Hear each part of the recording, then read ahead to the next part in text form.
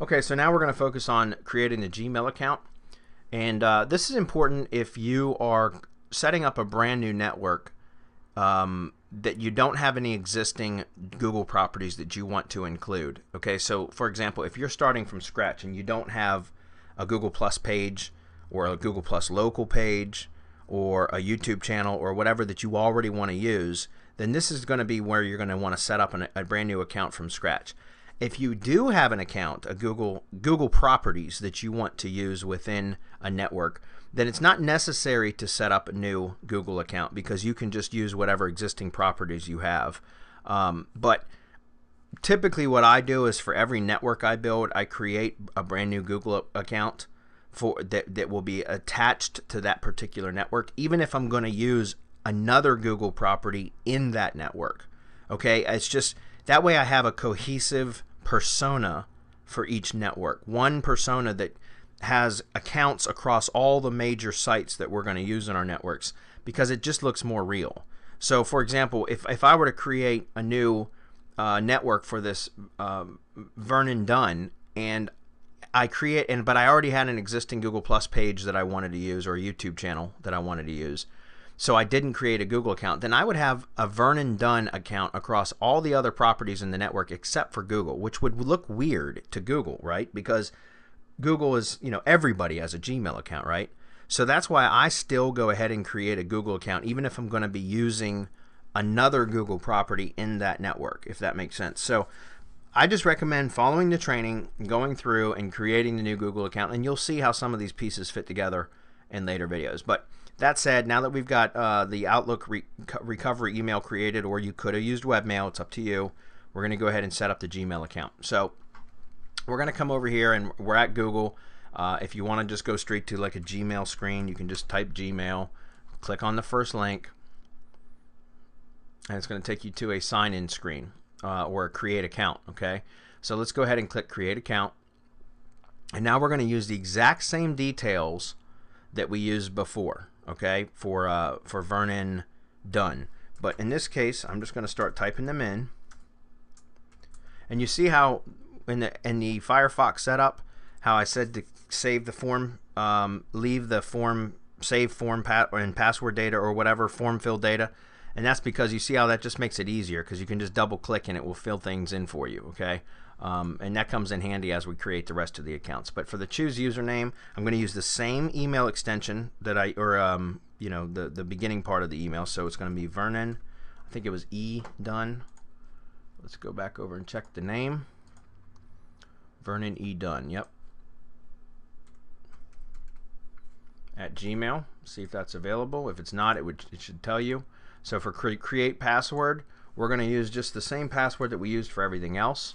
So I'm going to come over here and just copy this. I'm going to put that in and then put that in there. Birthday, the same thing. I believe it was April 27th, 1967.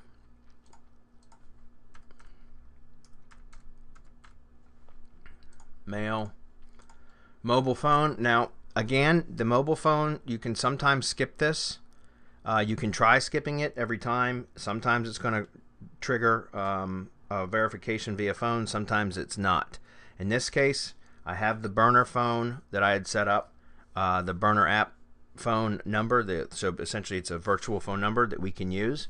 So I'm going to go ahead and pause for a minute and get my webcam fired up, and we're going to go through that process just in case it triggers verification. Okay, so here I'm going to enter my burner app phone number in.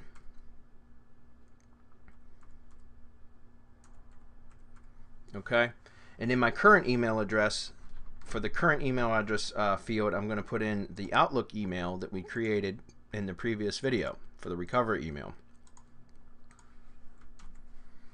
Prove you're not a robot, just scroll down and try to fill out the CAPTCHA text. In this case, it's North H. I agree to Google's terms of service, and I'm going to click on next step. Now, once again, because I have a clean IP, this did not trigger a phone verification, which is a good thing. So if it does trigger a phone verification, then you just got to use it. So I'm going to go ahead and click continue to Gmail. Now, what I can do though is I can actually bind this. This is something that you can do if you have the phone numbers available.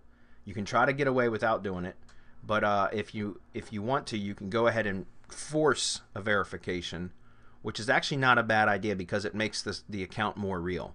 And so to do that, and those of you watching the webcam video right now, I just want to show that the Burner app works, which I'm going to show you here in just a moment as soon as I get to that part. So just bear with me for a moment.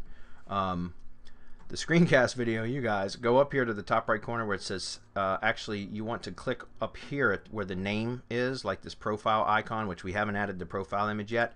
But if you click on that and you go to My Account, that's going to take you to myaccount.google.com. And you'll see that we can go down to sign in and security, and we should be able to find recovery phone. Yep, so sign in and security, you scroll down and you'll see where it says recovery phone, and you'll see recovery email, which, by the way, if you go check your Outlook Mail account, you should see an email from Gmail saying to verify your added email address, which let's go ahead and click on that first. And then you click here to verify this request. Guys, it's very important that you verify that recovery email when you first set up your Google account using the recovery email that you set up prior. Again, you can use Outlook or Webmail. Or the next thing you can do, the reason you want to verify it immediately is because that makes your account look real. Okay, so you want to make sure that that's one of the very first things you do. Then, like I said, you can force the phone verification by going to your name or your icon in the top right corner, My Account, then sign in and security, and then you'll scroll down and you'll see recovery phone, and you'll see there's an icon next to it because it says it hasn't been verified. So if we click that arrow, it's going to bring us back to the sign in screen. We're going to copy the username, or excuse me, the password, and paste that back in and click sign in. And then it's going to say your recovery phone is used to reach in case we detect unusual activity in your account or you accidentally get locked out. You see how it says recovery phone, and then it says edit. If you click the edit button, you should be able to just click update number and then verify. And when you click verify, this should ping your burner phone. So I'm going to go ahead and hold this up to the webcam for those of you watching the webcam video, and I'm going to go ahead and click the verify button. And it says to make sure everything works, we'll send you an SMS with a verification code, and I'm going to say get code. Okay, now it says we just sent you an SMS with a code. Now if you see on the webcam video, guys, you'll see how it says text from 244 and it says your Goog, and then I'm going to go ahead and click that so you can open it up, and you'll see that here is my verification code. Let's pull it back a little bit, maybe it'll focus better. So there's my verification code from Google, my Google verification code. Alright, so I'm going to go ahead and type this in, and this is 676482. And I'm going to click verify. Now it says thank you for verifying your phone. Use this number to alert me of any suspicious activity. I'm going to uncheck that because remember, this is a burner phone. It's a temporary phone number. So I'm just going to uncheck that because there's no sense in it sending text to this phone when it's not going to end up being valid anyways. So now I'm going to click back on the recovery phone button, and you'll see if we scroll back down, the recovery phone has been verified. So this is a good point for me to stop the webcam video.